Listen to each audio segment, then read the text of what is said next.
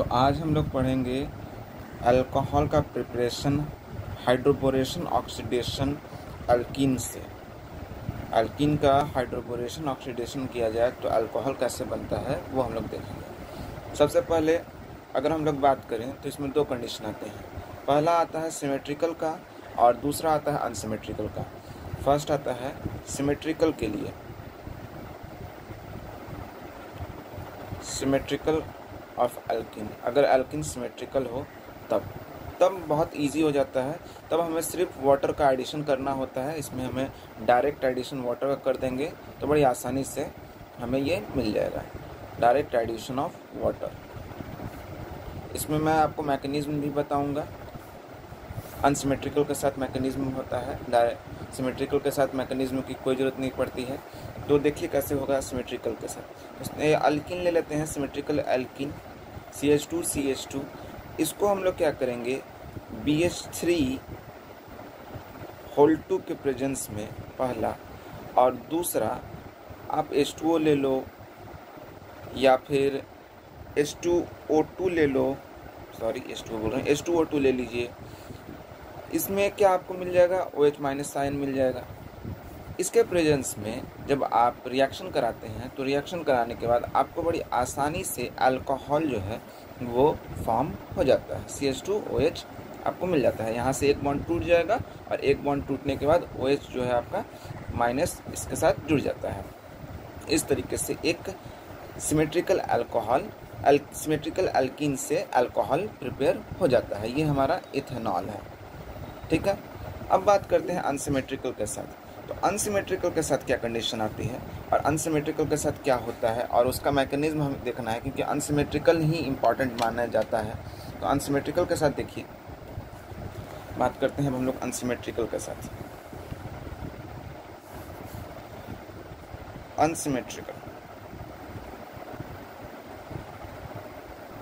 Unsymmetrical alkene के साथ क्या होगा। अनसिमेट्रिकल एल्कीन में क्या होता है, हम लोग एंटी मार्कोवनिकॉव रूल यूज़ करते हैं। एंटी मार्कोवनिकॉव रूल हम लोग अप्लाई करते हैं इसमें, ठीक है।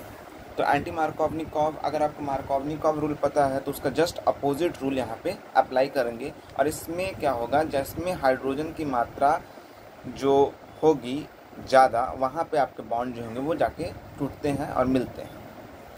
तो यहाँ पे देखिए क्या होगा, H3C या CH3 को इस तरीके से लिख ले रहा हूँ, और एक यहाँ पे हम लोग अनसिमेट्रिकल एल्कीन ले रहे हैं।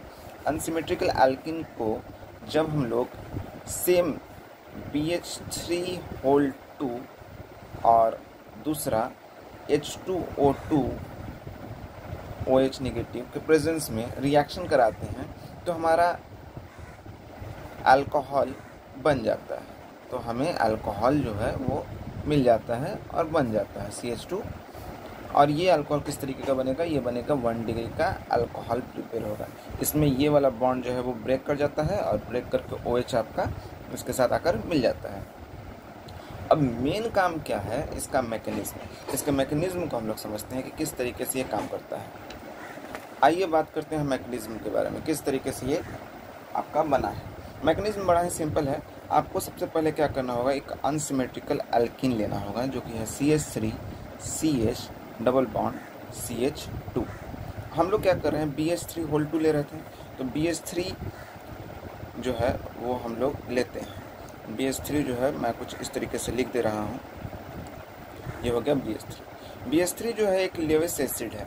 तो लेविस एसिड होने की वजह से इसमें p ऑर्बिटल जो होते हैं वो available, vacant p orbital available होते हैं। और वैकेंट p ऑर्बिटल होने की वजह से क्या होता है कि इसके जो ऑर्बिटल्स हैं उसके कारण से ये जो इलेक्ट्रॉन है, ये जो बॉन्ड है, ये बॉन्ड वैकेंट p ऑर्बिटल के अंदर चला जाता है, जिसके वजह से यहाँ पे पॉजिटिव साइन जनरेट हो जाता है, प्लस का साइन जनरेट हो जाता है।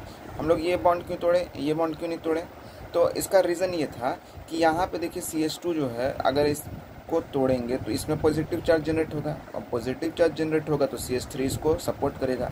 मगर अगर हम लोग इसको तोड़ते हैं तो यहाँ पे पॉजिटिव चार्ज जनरेट होता है और इसको सपोर्ट करने के लिए कोई दूसरा अवेलेबल नहीं होता। दैट्स वाई हम लोगों ने इस इलेक्ट्रॉन को तोड़ा। अब इसको तोड़ेंगे तो यहाँ पॉजिटिव चार्ज जनरेट हो जाएगा, लेकिन ये पॉजिटिव चार्ज जनरेट नहीं होता है तुरंत, ये थोड़े देर के लिए होता है और उसके बाद तुरंत के तुरंत ही गायब हो जाता है, क्योंकि यहाँ का जो ये हाइड्रोजन है ये इस कार्बन को सपोर्ट करने के लिए तुरंत के तुरंत चला आता है। ठीक है, और ये जो कार्बन है इस बोरोन के साथ एक बॉन्ड फॉर्म कर लेता है। तो बॉन्ड फॉर्म करने के बाद का क्या स्थिति है, कुछ इस तरीके का कंडीशन हो जाएगा। CH3 ये H इसके साथ मिल गया तो क्या बन जाएगा, CH2। उसके बाद आपका CH2 और यहाँ पे आपका बोरोन आकर जुड़ गया है, एक हाइड्रोजन यहाँ, एक हाइड्रोजन यहाँ, एक हाइड्रोजन तो निकल चुका है। तो अब यहाँ पे अभी भी इसके वैकेंट p ऑर्बिटल मौजूद हैं। अब वैकेंट p ऑर्बिटल मौजूद है तो एक और हम लोग अनसिमेट्रिकल एल्कीन इसको देंगे ताकि इसकी भूख शांत हो सके। तो हम लोगों ने फिर एक और लिया CH3 single bond CH double bond CH2। Same procedure यहाँ भी एप्लीकेबल हो जाएगा। इसमें क्या होगा, ये वाला जो इलेक्ट्रॉन है वो इस p ऑर्बिटल के अंदर चले जाएंगे और p ऑर्बिटल के अंदर जाने के बाद यहाँ का जो आपके पास CH2 या BH2 में जो एक हाइड्रोजन है, कोई भी एक हाइड्रोजन ले लो और इस हाइड्रोजन को क्या करो, इस कार्बन के पास भेज दो कम। अब ऐसा करने से क्या हो जाएगा, क्या बनेगा, ऐसा करने से ये फॉर्म होगा CH3 CH2 CH2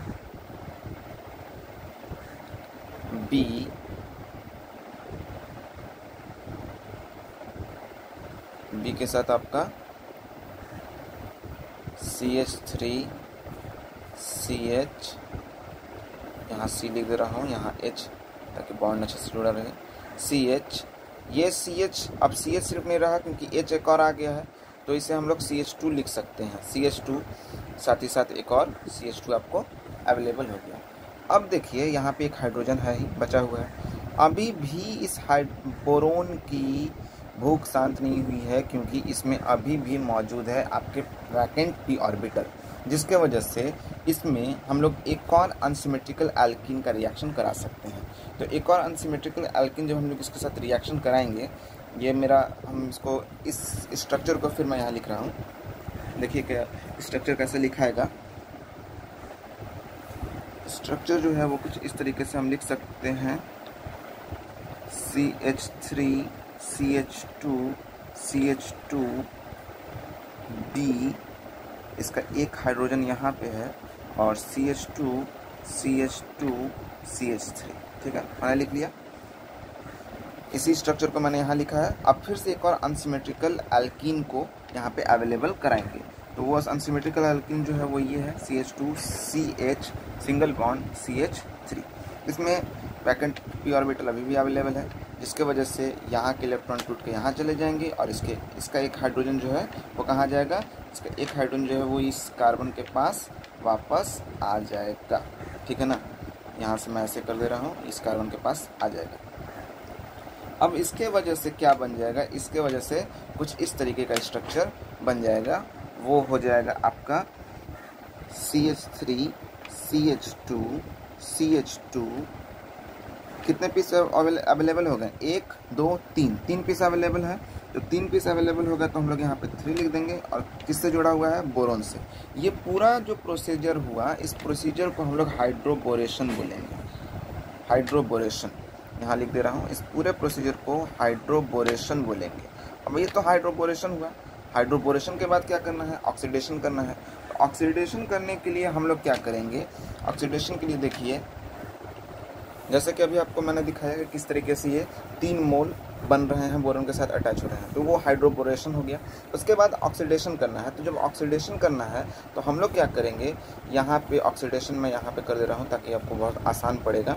हम लोग क्या करेंगे, ऑक्सीडेशन करने के लिए हम लोग लेंगे H2O2। ठीक है, तो H2O2 को हम लोग क्या कर सकते हैं, हम लोग लिख सकते हैं OH और यहाँ पे H2, OH H2। Sorry H2O2 है तो यहाँ पे हम लोग OH जो है वो लेंगे, OH यहाँ पे H 2 हो गया, O2 2 हो गया। अब इसमें क्या करना है कि यहाँ पे कितने मोल हैं, यहाँ पे टोटल 3 है, तो हम यहाँ भी 3 ले लेंगे। अब इसके वजह से बड़े सिंपल काम हो जाएगा कि यहाँ के इलेक्ट्रॉन ब्रेकडाउन होगा और यहाँ का इलेक्ट्रॉन ब्रेकडाउन होगा, इधर वाला इस साइड चला जाएगा और इधर वाला इस साइड चला जाएगा, जिसके वजह से हमारे पास जो स्ट्रक्चर बन के आएगा फाइनली वो आ जाएगा इस तरीके से CH3 CH2 CH2, ये ऐसे ही रह गया। इसमें OH जो है 3OH जो है वो जाकर इसके साथ मिल जाएगा और इस तरीके से हमारे पास ये पूरा स्ट्रक्चर 1 डिग्री का अल्कोहल प्रिपेयर हो जाएगा, 1 डिग्री का अल्कोहल बन जाएगा। साथ ही साथ इधर की अगर मैं बात करूं तो इधर हमारे पास क्या बच गया, OH और B, यहाँ पे 3 मोल, इसके लिए 3 था, इसके लिए भी 3 है, तो यहाँ पे हो जाएगा BOH होल 3। इस तरीके से हाइड्रोबोरेशन ऑक्सीडेशन होता है।